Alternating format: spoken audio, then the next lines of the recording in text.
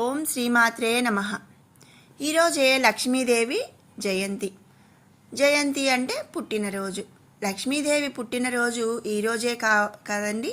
మరి ఈరోజు మనం లక్ష్మీదేవి కటాక్షం కలగడానికి తప్పనిసరిగా వినవలసిన లక్ష్మీదేవి జన్మ అలాగే నివాస రహస్యం గురించి ఈ వీడియోలో మనం తెలుసుకుందాము. ముందుగా మన ఛానల్ని ఫస్ట్ టైం చూస్తున్న వాళ్ళు ఎవరైనా ఉంటే కనుక సబ్స్క్రైబ్ చేసుకోండి. అలాగే పక్కనున్న బెల్ ఐకాన్ క్లిక్ చేయండి. ఆఖరి వరకు కూడా ఈ వీడియోని స్కిప్ చేయకుండా చూడండి. ఎందుకంటే మన అందరికీ కూడా లక్ష్మీదేవి కటాక్షం అనేది చాలా అవసరం. సర్వలోక రక్షిణి సర్వజ్ఞాన ప్రదాయిని శక్తి స్వరూపిణి అయిన ఆ జగజ్జననిని భక్తితో ఆరాధిస్తే అనుగ్రహిస్తుంది. సిరి సంపదలు సౌభాగ్యాన్ని అనుగ్రహించే ఆ లక్ష్మీదేవిని సేవిస్తే కోరిన వారికి కొంగు బంగారం అవుతుంది. లక్ష్మీదేవి పుట్టుక గురించి తెలుసుకోవాలి అంటే ఒకరోజు ఇంద్రుడు ఐరావతంపై స్వర్గానికి వెళ్తుండగా ఎదురుగా దూర్వాస మహర్షి తారసపడతాడు. అల్లంత దూరాన ఇంద్రుని చూసిన దూర్వాసుడు అమరావతి అధిపతికి గౌరవ సూచకంగా తన మెడలోని దండను ఇస్తాడు. గర్వంతో కళ్ళు మూసుకుపోయిన ఇంద్రుడు దండ ఇచ్చినదెవరన్న విషయాన్ని పట్టించుకోకుండా కనీసం కృతజ్ఞతలు కూడా చెప్పకుండా ఆ దండను తన ఏనుగు తొండానికి తగిలిస్తాడు. తొండాన్ని అటు ఇటు ఆడిస్తున్న ఏనుగు దండను కిందికి విసిరేసి కాళ్లతో తొక్కుతుంది. అసలే కోపిష్టి అయిన దూర్వాసుడు ఆ దృశ్యాన్ని చూసి మరింత కోపాధిక్తుడై, ఓ ఇంద్ర, మితిమించిన అహంకారం గర్వాతిశయాలతో ప్రవర్తించిన నిన్ను ఈ భోగభాగ్యాలన్నీ వీడిపోతాయి అని శపించాడు. మరి అంతే కదండి, మితిమీరిన అహంకారం అలాగే డబ్బు ఉంది అన్న అహంకారంతో మనం ఎప్పుడూ కూడా ఎవరిని తక్కువ చేసి చూడకూడదు. అప్పుడు ఇంద్రుని కళ్ళకు కప్పుకున్న తెరలు తొలగిపోవడంతో దూర్వాస మునిని క్షమించమంటూ వేడుకుంటాడు. అది విన్న దూర్వాసుడు శాపాన్ని అనుభవించక తప్పదని, అయితే విష్ణుమూర్తి కృపతో పూర్వ వైభవాన్ని పొందడం జరుగుతుంది అని చెప్పాడు. అనంతరం ఇంద్రునిపై దూర్వాసుని శాపం పనిచేయటం ప్రారంభించింది. బలి నాయకత్వంలో రాక్షసులు అమరావతిపై దండెత్తుతారు.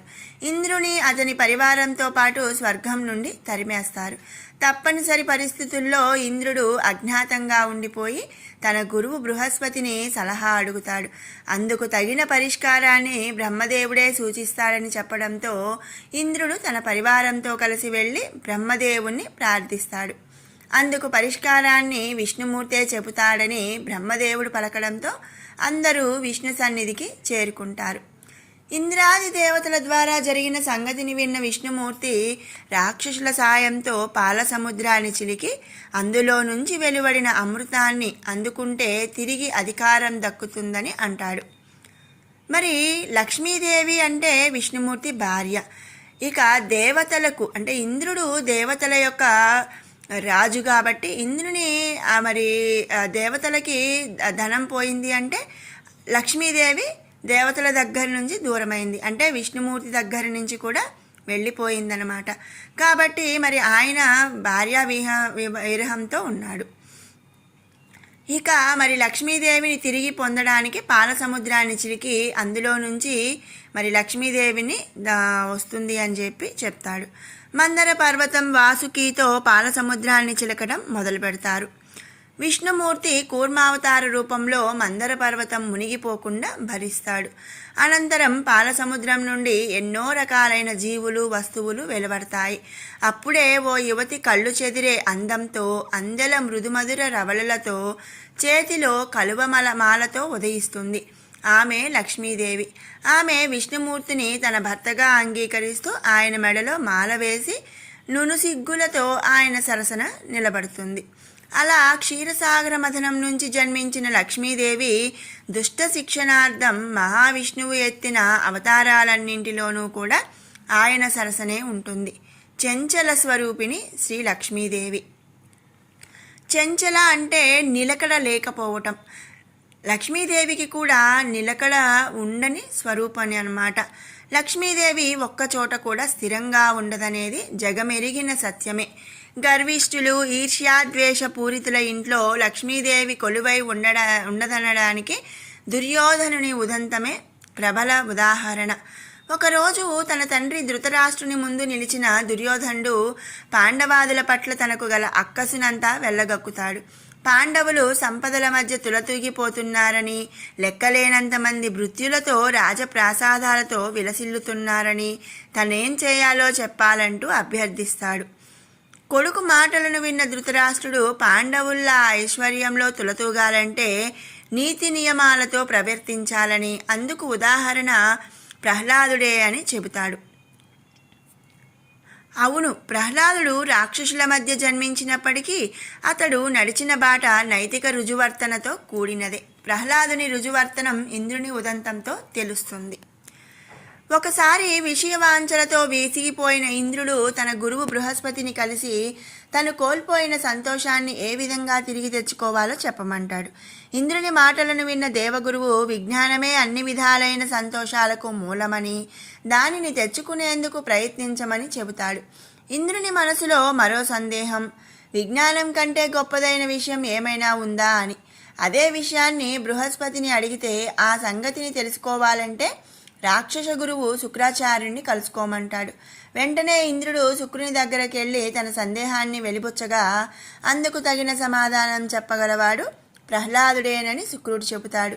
ప్రహ్లాదుని దగ్గరికి వెళ్ళిన ఇంద్రుడు సంతోషానికైనా అసలు మూల కారణం ఏమిటని ప్రశ్నించగానే తనిప్పుడు పరిపాలనలో నిమగ్నమై ఉండటం వల్ల సమాధానం చెప్పే తీరిక లేదన్న ప్రహ్లాదుడు తనను క్షమించమంటాడు.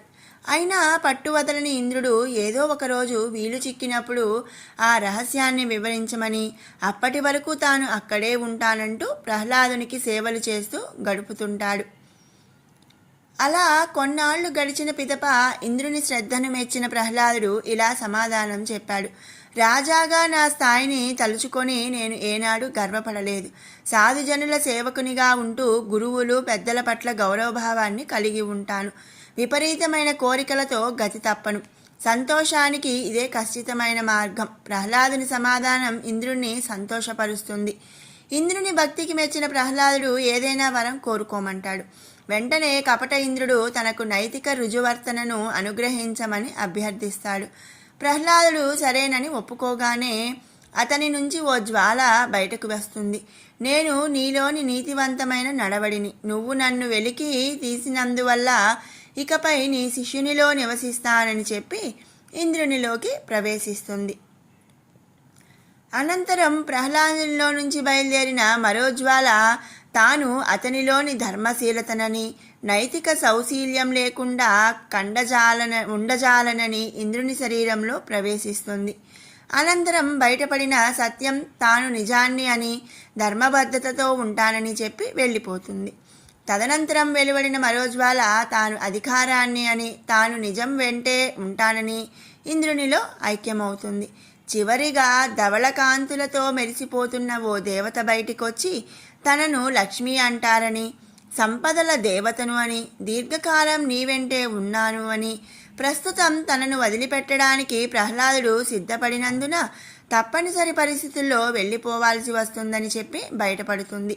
ఈ విధంగా ధర్మ ప్రవర్తన, నిజం, అధికారం, నైతికబద్ధ ప్రవర్తన ఉన్న చోట లక్ష్మీదేవి కొలువై ఉంటుందని అర్థమవుతుంది. లక్ష్మీదేవి చల్లని చూపుల కోసం భక్తులు ఎదురు చూస్తూ ఉంటారు. తమ ఇళ్లను పావనం చేయాలని ముకుళిత హస్తాలతో ప్రార్థిస్తూ ఉంటారు. ఆ తల్లి భక్తజన ప్రియ. తనను పూజించిన భక్తులను తప్పక కరుణిస్తుంది. మరి విన్నారు కదండి లక్ష్మీదేవి జన్మ వృత్తాంతం, అలాగే లక్ష్మీదేవి ఎక్కడ నివసిస్తుంది అనే ముఖ్యమైన విషయాన్ని. మీ అందరికీ కూడా ఆ లక్ష్మీదేవి కటాక్షం కలగాలని ఆశిస్తున్నాను. మీకు ఈ వీడియో నచ్చినట్టయితే లైక్ చేయండి, షేర్ చేయండి. అలాగే ఇలాంటి మరిన్ని అప్డేట్స్ కోసం మన ఛానల్ని సబ్స్క్రైబ్ చేసుకోండి. మరొక మంచి వీడియోతో మళ్ళీ కలుసుకుందాం. Thanks for watching.